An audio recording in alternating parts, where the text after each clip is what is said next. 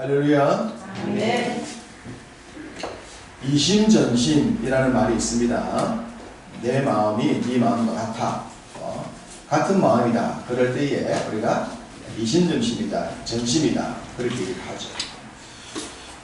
열왕기하 10장에 보면 북왕국의 악한 왕이었던 아합 왕을 하나님께서 예후를 통하여 심판을 하게 하시는데, 그 아합 왕을 심판하던 예후가 포도주로 인하여 가문을 더럽히지 않고 정결하게 지켰던 레갑의 아들 여호나답을 만나는 장면이 나옵니다. 그때 예후가 여호나답에게 이런 말을 합니다. 내 마음이 너의 마음에 진실하니 너의 마음도 진실하냐? 라고 물어요. 내 마음이 너의 마음을 향하여 진실하니 너의 마음도 진실하냐? 내 마음과 네 마음. 내 마음이 진실한데 너도 진실하냐? 그 마음을 보고 있습니다. 레갑의 아들 여호나답의 마음은 진실한 마음이었죠. 그래서 예후와 함께 동행하는 장면을 보여주고 있습니다. 역사가 요세푸스라는 사람은 이 둘의 관계를 이렇게 표현합니다. 예후와 여호나답은 친구 중에 친구, 최고의 절친이었다. 그렇게 표현을 하고 있어요. 그 친구들이 내 마음이 너의 마음에게 진실한데 너도 진실하냐 그럴 때 물론 나도 진실하다 라는 그런 모습을 보여주죠. 성경을 보면서 북왕국 이스라엘의 기사를 보면 마음이 따뜻해지는 내용이 별로 없어요. 워낙 불신에 대한 내용이 많기 때문입니다. 그런데 이 예후와 여호나답이 만나는 열왕기하 10장의 내용을 보면 저는 개인적으로 마음이 굉장히 따뜻해져요.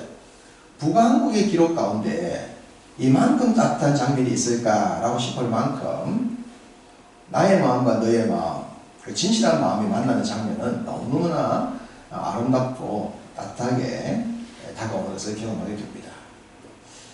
마음, 나의 마음과 너의 마음. 그 마음을 생각하다 보면 우리가 이분의 마음을 생각하지 않을 수가 없어요. 바울이 빌립보에서 표현했던 주님의 마음이죠. 빌립보서 2장 5절에 보면 이렇게 말하지 않습니까? 너희 안에 이 마음을 품으라. 곧 무슨 마음이죠? 그리스도 예수의 마음이니. 너희 안에 이 마음을 품으라. 곧 그리스도 예수의 마음이니. 이 마음을 품으라. 예수님의 마음을 품으라 라고 얘기하고 있습니다.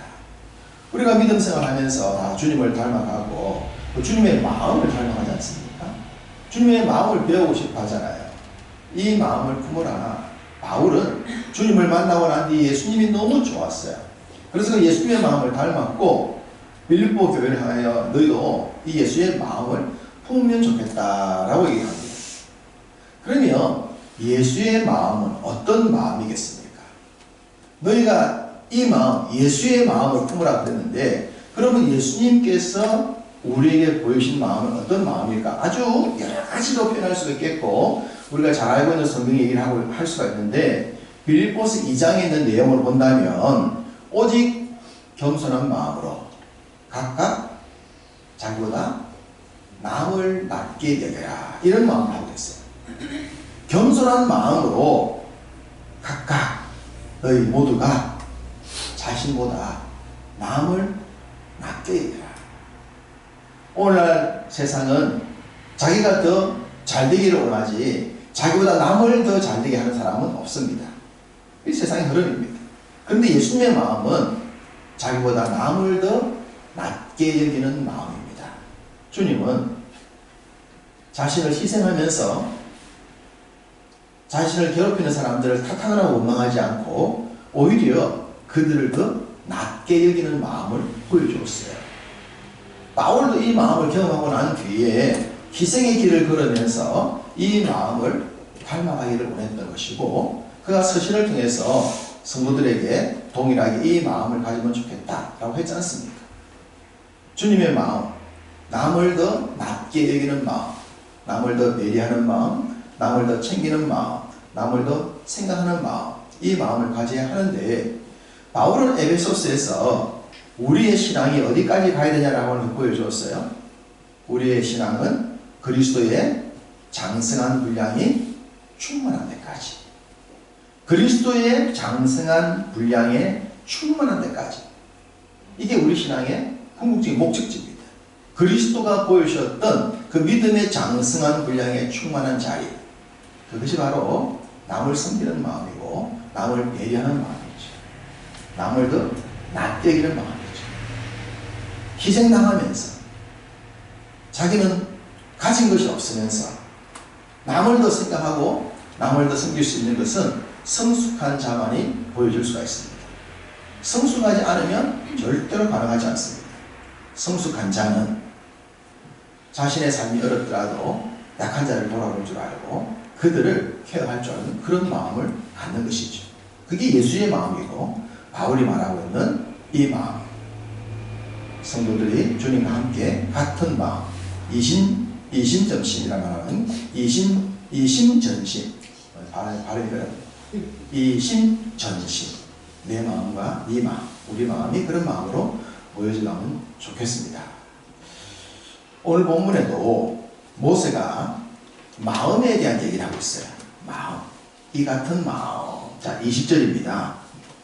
29절입니다. 오늘 보면 29절을 같이 읽습니다. 다만 그들이 항상 이 같은 마음을 품어 나를 경외하며 내 모든 명령을 지켜서 그들과 그 자손이 영원히 복받기를 원하노라. 할렐루야.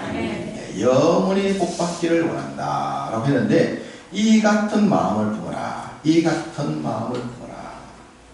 이 말씀이 너무 좋아서 설교 제목도 이 같은 마음을 품어라 라고 정했습니다. 이 같은 마음을 품어라. 그럼 이 같은 마음은 어떤 마음인가? 이 같은 마음, 28절 바로 앞에 나오는 후반절을 보면 이렇게 기록해 두었죠. 이 백성이 내게 말하는 그 말소리를 내가 들은 즉 그 말이 다 옳도다라고 했습니다. 이스라엘 백성들이 모세에게 하는 말을 하나님이 들으시고는 그 이스라엘 백성들이 모세에게 했던 말이 내가 보니까 다 옳다, 다 옳은 소리다. 그러니까 너희들이 바로 그 옳은 소리를 한 그 이야기, 그 말, 그 마음을 끝까지 가져라 라고 얘기를 하신 거예요. 이스라엘 백성들이 모세에게 했던 말입니다. 그러면 이스라엘 백성들이 모세에게 했던 말이 뭔가? 그 내용은 바로 27절 또 위로 올라가면 그 앞에 나옵니다. 자, 먼저 우리가 쉽게 생각하면 됩니다. 그들이 어떤 말을 했는가를 생각하기 전에 먼저 신명기를 생각해 봅시다. 신명기는 어떤 말씀입니까? 이스라엘 백성들이 출애굽을 하고 난 뒤에 광야 40년의 세월을 다 보내고 드디어 약속의 땅에 들어가게 되죠. 약속의 땅에 들어가기 직전 하나님께서 입가난을 앞둔 이스라엘 백성들에게 주셨던 레위기에 이어서 두 번째로 주셨던 말씀이 신명기입니다. 이 신명기를 받을 때 이스라엘 백성들은 어떤 상태였냐 하면 20세 이상의 장정들은 지난 40년 동안 다 죽었어요. 그리고 20세 이하의 그 어린 나이의 사람들이 세월이 지나서 최소한 60세 정도 되었을 그 나이가 들었던 사람들이 40년을 보내고 약속의 땅에 들어가기 전에 이 말씀을 받았는데, 그럼 이 사람들이 지난 40년 무엇을 봤냐 그러면 광야에서 그들의 선배들이 죽어나가는 것을 보았단 말입니다. 선배들이 죽어나가는 걸 보면서 그 이스라엘의 출애굽 2세들은 어떤 생각을 했을까? 어떤 생각을 했을까요? 하나님이 약속의 땅에 들여보지도 않고 40년 동안 뺑뺑이를 돌리시면서 선배들, 아버지들, 형들이 죽어나가는 것을 40년 동안 보았던 그들의 마음은 어땠을까? 하나님 잔인하신 분 아니야? 언제까지 이렇게 뺑뺑이 돌리실 거야? 이런저런 생각들을 할 수 있었겠죠. 왜 우리 아버지 죽이는데, 왜 우리 엄마 죽이는데, 그거 한번 잘못했다 그럴 수 있는 건가? 하나님은 사랑도 없으시네? 이런 저런 생각도 할 수 있었을 것이고, 또 어떤 사람들은 야, 하나님 말씀은 정확하고 틀림이 없구나. 이렇게 정확하다면 하나님 말씀을 잘 지켜야지 다짐하고 각성을 했을 수도 있습니다. 어쨌든 여러 마음이 있을 수가 있었어요. 그 여러 마음이 있을 수 있었는데 그들이 했던 말을 하나님 들으신 거예요. 자, 그들이 했던 말, 그 말의 가장 핵심적인 내용이 27절입니다. 자, 27절 함께 읽겠습니다. 당신이 가까이 나아가서 우리 하나님 여호와께서 하시는 말씀을 다 듣고 우리 하나님 여호와께서 당신에게 이르시는 것을 다 우리에게 전하소서. 우리가 듣고 행하겠나이다 하였는지라. 아멘입니까? 아멘. 백성들이 모세 선생님 하나님께 가서 말씀을 들으시고 들은 말씀 우리에게 다 전해주세요. 그러면 우리가 그 말씀을 듣고 순종하겠습니다. 그러니까 하나님 그 말씀을 듣고 그 말이 옳도다. 너의 백성들이 너한테 했던 그 말이 다 옳도다. 그러시면서 너희가 이 마음, 이 같은 마음을 끝까지 지킨다면 내가 너와 너희 자손들에게 영원히 복을 주겠다라고 하신 거예요. 멋지지 않습니까? 선조들이 죽어 나가면서 경험했던 이 백성들이 원망 없이 선생님 가셔서 하나님의 말씀을 듣고 우리에게 전해주세요. 그럼 우리가 그 말씀을 다 듣고 행하겠습니다 라고 하거든요. 전해주신 말씀을 듣고 순종하겠습니다. 우리의 신앙이 어떤 신앙이 됩니까? 목사님께서 하나님의 말씀을 전해주시니 우리가 그 말씀을 다 듣고 순종하겠습니다. 부모님이 하나님의 말씀을 듣고 우리에게 교육시키는 말씀이니까 부모님 말씀에 순종하겠습니다. 똑같은 논리입니다. 모세 선생님이 하나님의 말씀을 듣고 전해주는 것을 우리가 듣겠습니다. 목사님이 전해주시는 하나님의 말씀이니까 우리가 그 말씀에 순종하겠습니다. 부모님이 하나님의 말씀을 듣고 우리한테 전해주니까 우리가 순종하겠습니다. 여기서 성도들의 순종, 자녀들의 순종이 나오는 것 아니에요. 다른 얘기 하는 것이 아니고 하나님의 말씀을 전해주니까 모세가 완전한 존재도 아니고 목사도 완전한 존재도 아니고 부모도 완전한 존재가 아니지만 말씀을 가지고 전해주었을 때 그것이 하나님의 말씀이기 때문에 따르겠습니다. 목사님이 하나님의 말씀을 전해주니 순종하겠습니다. 부모님이 하나님의 말씀을 가르쳐 주시니까 제가 따르겠습니다. 이럴 때 주의 복이 임할 줄로 믿습니다. 아멘. 초점을 하나님께 맞추는 거죠. 이스라엘 백성들이 하나님께 초점을 맞췄어요. 그런 얘기를 하나님이 들으시고는 내가 들어보니 너희들의 말이 다 옳도다. 그 마음을 잘 지켜라. 너희들이 지금 고백한 이 마음, 이 같은 마음을 잘 지키면 내가 너와 너희 자손들에게 복 준다 라고 약속하신 것입니다. 이 같은 마음을 품어라. 하나님의 말씀을, 전해주신 말씀을 잘 들을게요 말했던 그 마음을 끝까지 지켜라 라고 하신 겁니다. 전에 들은 말씀이 그렇죠? 모세가 전해준 마음, 전해준 말씀, 이것을 이스라엘 백성들이 잘 들었던 거예요. 이 말씀을 또 보니까 또 이런 생각이 들었습니다. 전해준 말씀을 잘 들어서 그 사람이 복받는 그 마음이 또 있다라고 걸 알게 되어졌어요. 그것은 다윗과 솔로몬입니다. 다윗과 솔로몬. 성경을 한 구절 찾아보겠습니다. 역대하 6장 8절입니다. 구약성경 661쪽입니다. 역대하 6장 8절. 661쪽에 있습니다. 역대하 6장 8절. 여기도 마음이 등장합니다. 마음, 어떤 마음인가? 역대하 6장 8절 같이 읽겠습니다. 여호와께서 내 아버지 다윗에게 이르시되 내가 내 이름을 위하여 성전을 건축할 마음이 있으니 이 마음이 내게 있는 것이 좋도다. 아멘. 이 마음이 너에게 있는 것이 좋도다. 이거 누가 한 말입니까? 솔로몬이 한 말입니다.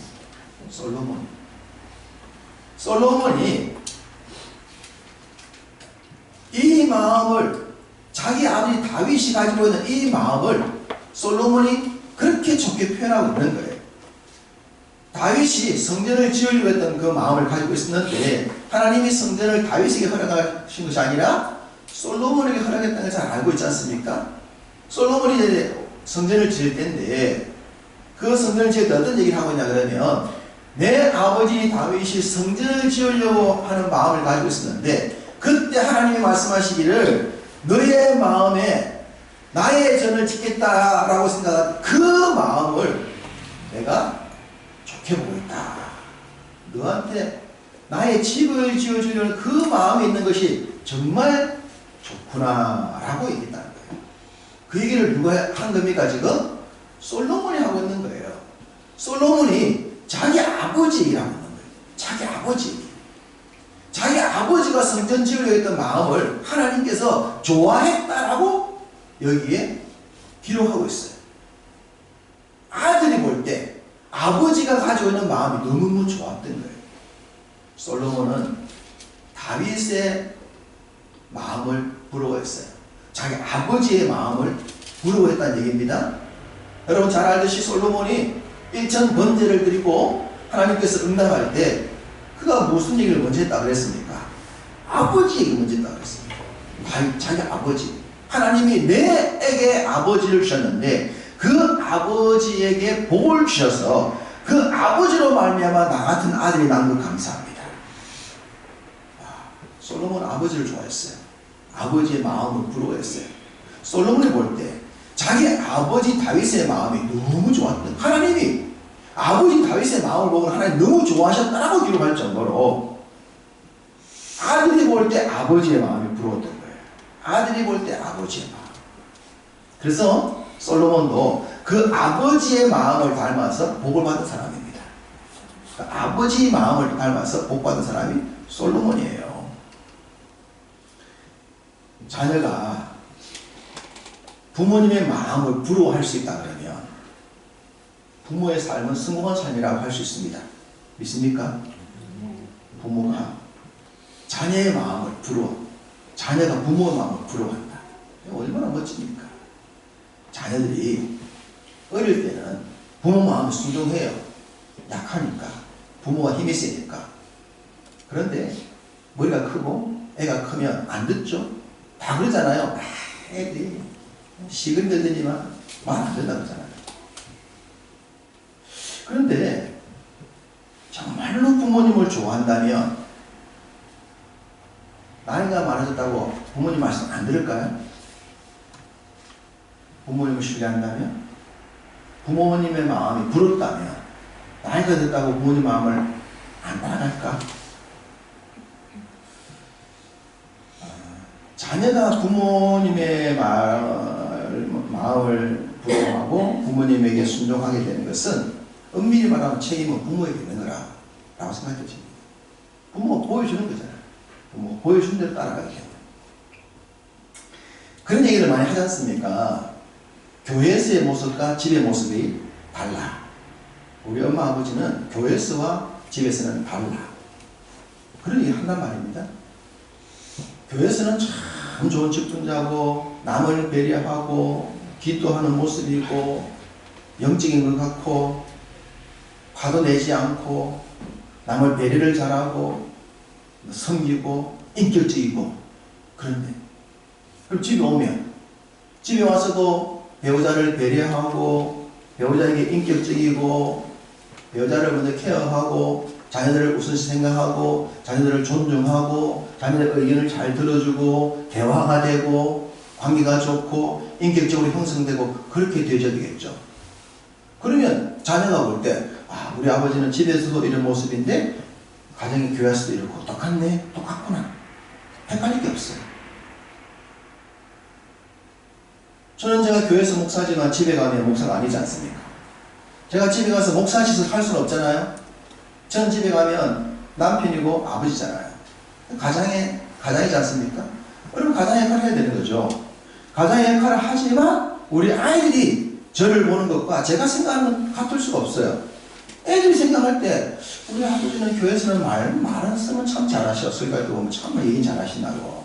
그런데 집에 와서는 우리 아버지는 말하는 것과 달라 라고 생각한다면 아이들이 크면서 부모 때문에 헷갈릴 겁니다. 자녀들 헷갈리는 거예요. 부모는 자녀에게 일관적인 모습을 보여줘야 돼요. 똑같은 모습. 이게 책임 있는 겁니다. 그래서 본을 보이는 거죠. 본. 부모는 본을 보이는 사람이에요. 모델인 거죠, 모델. 아이들한테 일하지 않는 것보다도 그냥 본을 보이면 되는데 이게 사실 안 쉽지 않습니까? 뒤에도 말씀드리지만 솔로몬은 아버지께 그렇게 좋은 거 닮았는데 솔로몬은 아들한테 그렇게 못하거든요.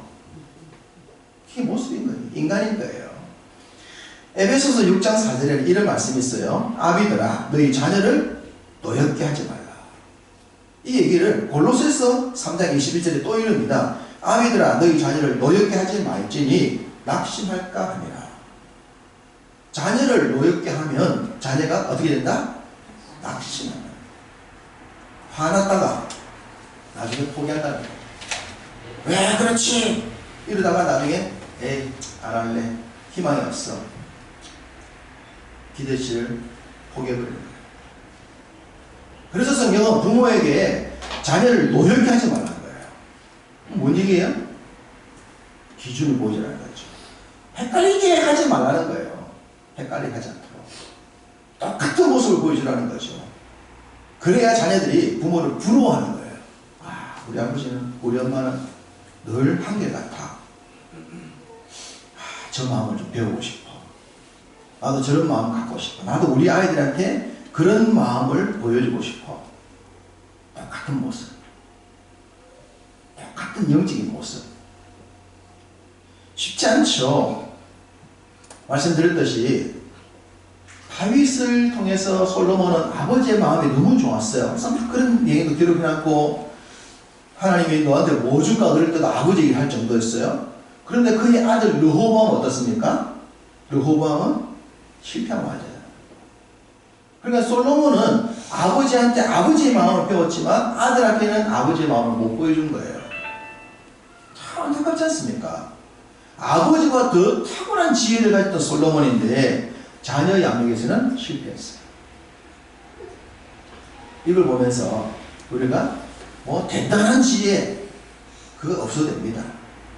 목동 출신이었던 다윗이 하나님께 마음 가졌던 것처럼 우리가 그런 마음을 가지고 살아간다면 나의 삶이나 오늘 말씀처럼 너와 너희 자녀들이 영원히 복 받기를 원하노라. 이게 하나님 마음인데 그 복을 받게 될 줄 믿습니다. 이걸 부모가 또 보여주는 것이다. 이게 마음인 거예요. 다윗이 통일왕국을 이루고 난 뒤에 자기의 도움을 주었던 사람들을 생각하게 됩니다. 야, 내가 목동 출신에 불과했는데 내가 어떻게 이렇게 큰 왕국을 이뤘지? 그것도 통일왕국을 이룬 거예요. 통일왕국을 이루고 난 뒤에 나에게 도움을 준 사람들이 누굴까? 라고 생각을 해봅니다. 그렇게 생각하다가 이들에 대한 얘기를 해야 되겠다 해서 이 내용을 기록한 내용이 역대상 12장에 보면 나옵니다. 역대상 12장에 보면 다윗이 자기가 어려웠을 때에 도움을 준 사람 얘기를 기록하고 있는데 내용은 이렇습니다. 다윗이 사울 왕을 피해서 도망을 가잖아요. 도망가다가 어디로 가냐 그러면 갈 데가 없어서 블레셋 아기스에게 도망갑니다. 정치적 망명을 하죠. 정치적 망명을 하니까 아기스가 다윗을 자기의 사람을 삼기 위해서 시글락이라는 성을 줘요. 다윗이 그 시글락 성에 있다가 이 시글락 성이 이제 이스라엘의 소유가 되죠. 그 시글락 성에 다윗이 사울왕을 피해서 숨어 있는데 그때 다윗에게로 베냐민 지파의 몇몇 사람이 찾아옵니다. 베냐민 지파 사람입니다. 자, 여러분, 베냐민 지파가 어느 지파입니까? 사울 왕을 배출한 지파입니다. 사울 왕을 배출한 지파라면 베냐민 지파 사람들이 다윗에게로 돌아왔을 가능성이 있을까요? 없을까요? 없어요. 자, 예를 들어 봅시다. 이스라엘 지파가 12지파인데 12지파에서 다윗이 유다 지파를 통하여 왕조를 만들었어요. 그랬다가 나중에 왕국이 분열되지 않습니까? 왕국이 분열될 때 다른 지파들은 다 다윗의 지파를 따라가도 한 지파만 끝까지 남습니다. 그 지파가 누구죠? 유다 지파잖아요. 유다 지파는 자기 지파에 배출한 다윗의 후손이기 때문에 절대로 그 지파를 배신하지 않습니다.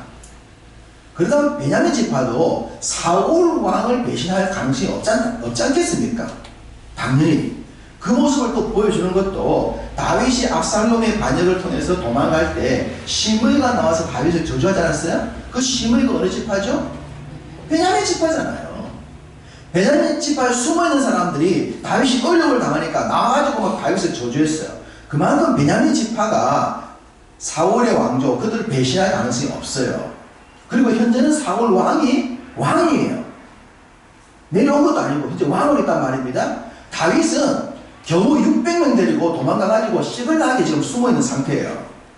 그때 베냐민 지파의 몇몇 사람들이 다윗에게로 옵니다. 그 사람들을 맞이할 때 다윗이 걱정이 되지 않겠어요? 아니 현재 왕의 베냐민 지파 사람들이 나에게 왔네? 이 사람들을 내가 믿어야 돼? 안 믿어야 돼? 스파이 아니야? 이 사람들이 나에게 마음 줬다가 돌았으면 내 생명 끝나는데 이 사람들 믿을 수 있나 없나? 그러지 않겠습니까? 누구도 의심하지 않는단 말이에요. 저 사람이 지금 들어오는데 믿을 수 있냐? 내가 마음을 줘도 되나? 마음 받아도 되나? 그런 마음이 들겠죠? 그 마음을 표현한 내용이 역대상 12장 17절입니다. 자, 여러분 역대상 12장 17절을 보겠습니다.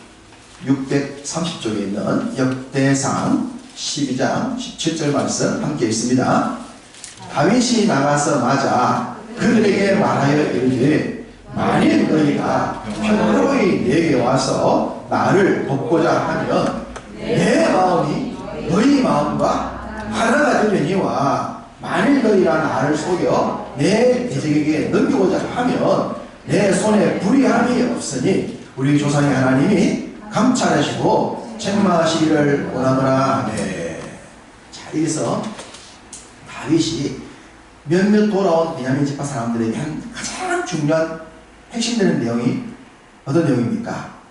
내 마음이 너희 마음과 하나가 되리니와. 내 마음이 너의 마음과 같냐? 이것 아닙니까? 예후가 여호나답에게 내 마음이 너한테 진실한데 너도 진실하냐? 내 마음과 네 마음이 같냐? 이 마음 아닙니까? 하나님이 이스라엘 백성들에게 이 마음, 이 같은 마음을 품어라. 너희가 나에게 내 말씀 지키겠다 했던 그 마음 내가 보니까 참 좋은데 너희가 그 마음을 지키면 좋겠다. 아들 솔로몬이 다윗을 볼 때 내 아버지가 하나님의 저를 짓고 싶은 이 마음을 하나님이 좋다고 하신 것처럼 이 마음, 내 마음이 네 마음과 같냐? 다윗이 베냐민 지파에게 그 마음하고 있는 거예요. 내가 너희들 믿을 수 있냐? 이 말 아닙니까? 내 마음이 너희 마음과 하나가 될 수 있겠냐? 라고 말하니까 참 믿기 어려웠던 그 베냐민 사람들이 아니요, 믿을 수가 있어요. 우리는 사울 왕과 달라요. 지금 현재 왕이지만 사울 왕이 가는 길과는 달라요. 저는 하나님 앞에 같은 마음을 가지고 있는 다윗을 따르기를 원해요.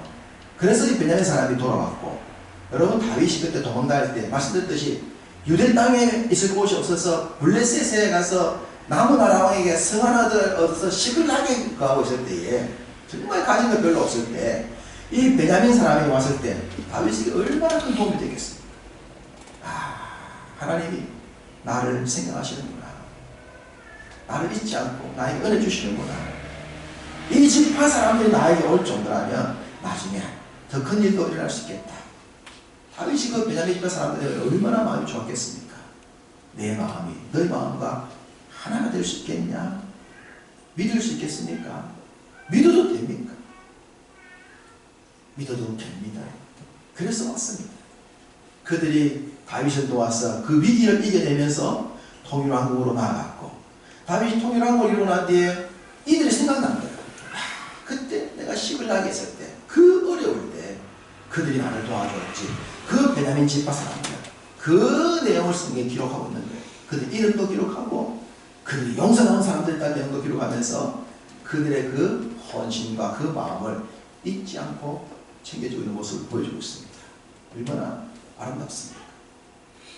마음과 마음이 통한다는 것, 믿음 안에서 같은 마음을 가지고 살아간다는 것, 얼마나 아름다운지 모릅니다.